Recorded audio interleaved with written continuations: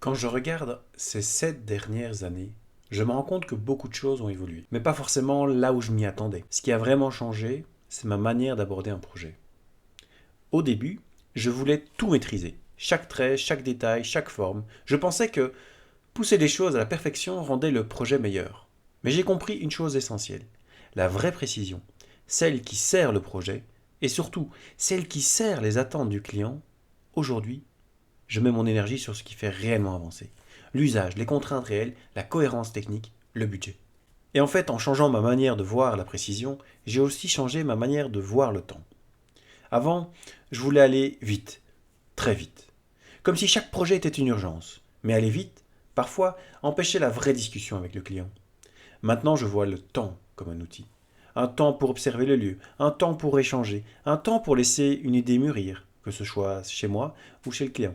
Et parfois, pour la recommencer. Une date n'est plus une deadline absolue. C'est une direction que l'on vise ensemble et qui peut évoluer si le projet en a besoin. Cette nouvelle relation au temps m'a amené à réfléchir autrement aux contraintes. Pour moi, les contraintes n'ont jamais été des obstacles, mais j'ai vite compris que beaucoup de clients les vivent comme des murs. Alors, j'ai ajouté une dimension vraiment essentielle à ma pratique, la pédagogie. Expliquer que ne pas pouvoir tout faire ne signifie pas ne rien pouvoir faire. Au contraire, les contraintes orientent, cadrent, affinent. Ce n'est pas toujours évident à transmettre, mais je m'améliore projet après projet. Et dans cette évolution, un autre élément a profondément transformé ma manière de travailler, la technologie. Le numérique, la 3D et le drone, ça a été une nouvelle manière de voir. Alors, la 3D, je l'ai connue pendant mes études. Ce qui a changé aujourd'hui, ce sont les attentes. Les gens veulent comprendre, voir, ressentir et sont influencés par les réseaux sociaux. Un simple croquis ne suffit plus. Et puis, il y a une vraie bascule avec le drone. Le drone, ça change tout.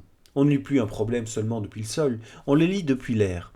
On voit ce qui est invisible sur plan et ce qui est invisible depuis la rue.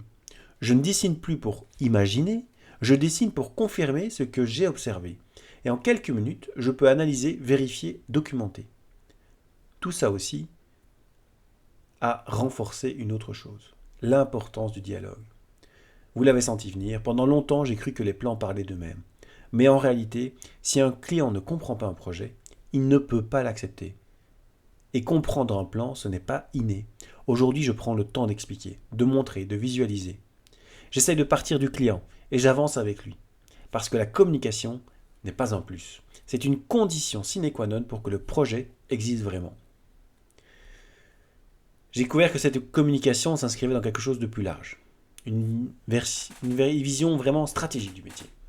Au début, j'étais très dans la conception. Comme beaucoup, j'étais attiré par l'esthétique, par les images, par l'inspiration visuelle. Mais petit à petit, j'ai compris que mon métier, c'est surtout de tenir ensemble des réalités très différentes. La technique, l'usage, l'énergie, la durabilité, la réglementation, le budget et les échanges avec l'urbanisme ou les entrepreneurs. Cette vision globale, je ne l'avais pas au début. Elle vient en expérimentant, en se trompant, en évoluant et surtout en dialoguant. Parce que le client, lui, il est souvent encore au stade de l'esthétique, de l'image et de l'inspiration visuelle et n'anticipe pas encore tout ce qui va venir dans son projet. Et tout ça, finalement, m'a ramené à l'essentiel.